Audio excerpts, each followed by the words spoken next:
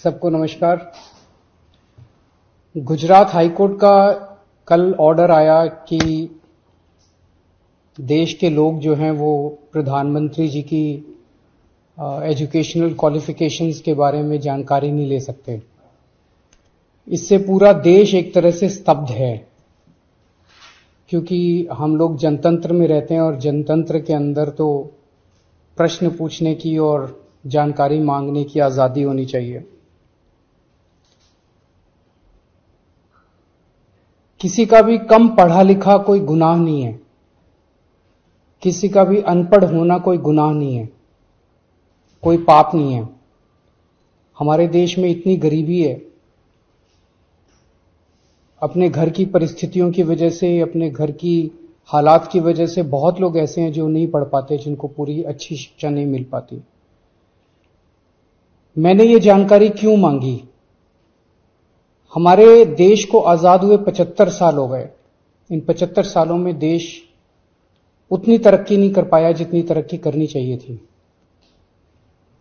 आज लोगों में बहुत ज्यादा बेचैनी है, लोग बहुत तेजी से तरक्की चाहते हैं। हम 21वीं सदी में रह रहे हैं।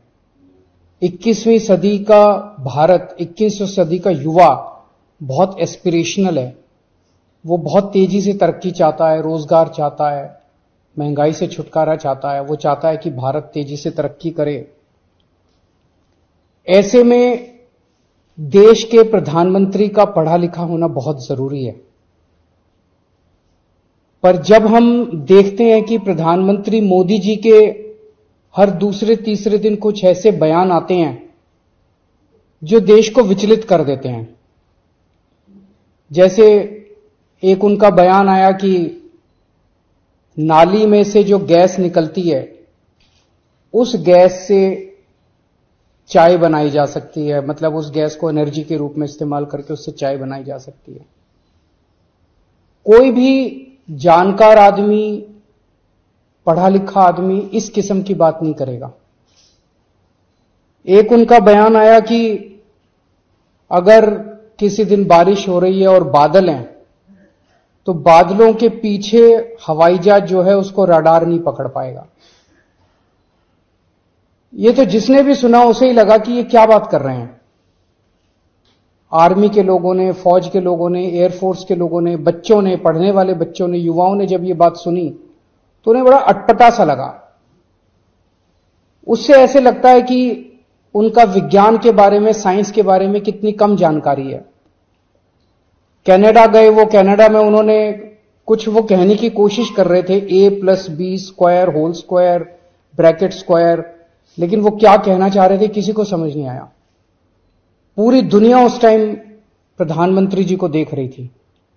पूरी दुनिया के सामने देशवासी एक तरह से बड़े एम्बैरेसिंग फील कर रहे थे। एक और मैं देख रहा था, प्रधानमंत्री मोदी जी बच्चों को एड्रेस कर रहे हैं। बच्चों को वो बता रहे थे कि कैसे क्लाइमेट चेंज जो है वो ऐसा कुछ नहीं है, कोई क्लाइमेट चेंज नहीं है। अब climate change, global climate change, global warming जो है ये एक बहुत बड़ा सत्य है।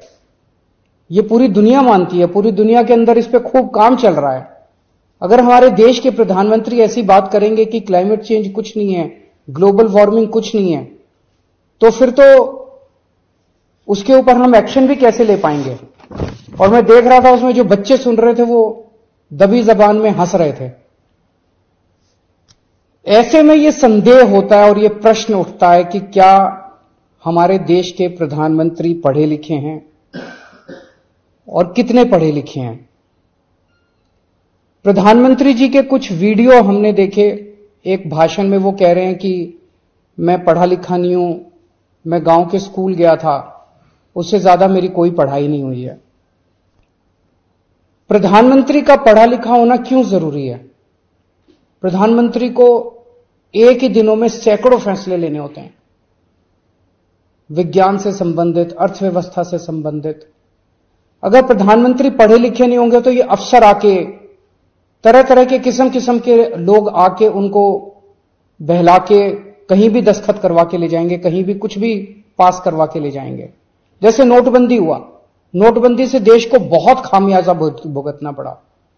नोटबंदी से देश एक तरह से 10 साल पीछे चला गया। इतना ज्यादा नोटबंदी से पूरी देश की अर्थव्यवस्था को नुकसान हुआ।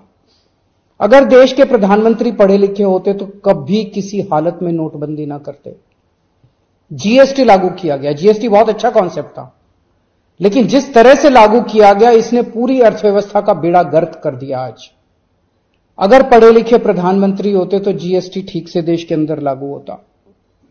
किसानों के 3 काले कानून लागू किए गए। जिस तरह से वो कानून लाए गए बिना लोगों से पूछे, बिना बातचीत किए, ये समझ में नहीं आता कि किसने जाके प्रधानमंत्री जी के कान भरे और उन्होंने वो कानून पास कर दिया। अंत पंत में 1 साल के बाद वो तीनों कानून वापस लेने पड़े।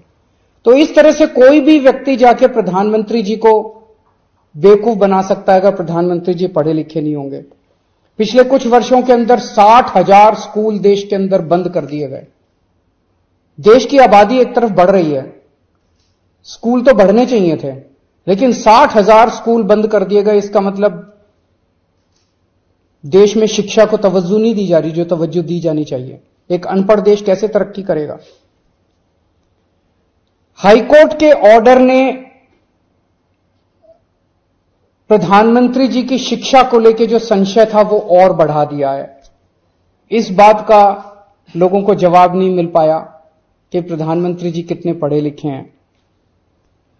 कुछ डिग्री इधर उधर, एक दिन अमित शाह जी ने भी प्रेस कॉन्फ्रेंस करके कुछ वर्ष पहले डिग्री दिखाई थी।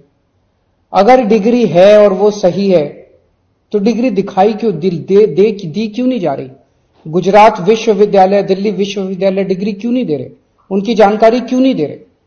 तो लोगों के मन में 2 ही आंसर है क्यों नहीं दे रहे। एक ही हो सकता है इसलिए नहीं दे रहे क्योंकि अहंकार है कि मैं क्यों दूं, मेरी डिग्री मांगने वाले ये कौन होते हैं, इनकी औकात क्या है। पर जनतंत्र के अंदर इस तरह के प्रश्न तो ठीक नहीं है, इस तरह का अहंकार तो ठीक नहीं है। अगर जनता मांगती है तो देनी चाहिए। और दूसरा प्रश्न जनता के मन में ये उठ रहा है कि डिग्री इसलिए नहीं दे रहे क्योंकि डिग्री हो सकता है फर्जी हो, डिग्री हो सकता है नकली हो। तो ये जनता के मन में कल के ऑर्डर के बाद बहुत सारे अफवाहों का बाजार गाड़ा में बहुत सारे प्रश्न खड़े हो रहे हैं। और ये नहीं समझ में आता कि अगर प्रधानमंत्री जी दिल्ली विश्वविद्यालय से पढ़े, गुजरात विश्वविद्यालय से पढ़े, तो गुजरात विश्वविद्यालय को तो सेलिब्रेट करना चाहिए कि हमारा लड़का जो है वह देश का प्रधानमंत्री बन गया। दिल्ली विश्वविद्यालय को तो सेलिब्रेट करना चाहिए कि वो उनकी डिग्री को छुपाने की कोशिश कर रहे हैं। तो आज एक ही प्रश्न है मेरे सामने कि क्या 21वीं सदी के भारत के प्रधानमंत्री पढ़े लिखे होने चाहिए? Does India need an educated PM?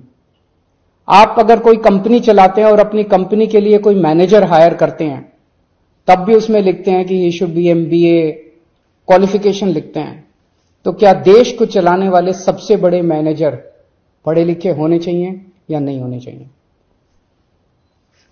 अगर आपके कोई प्रश्न है तो।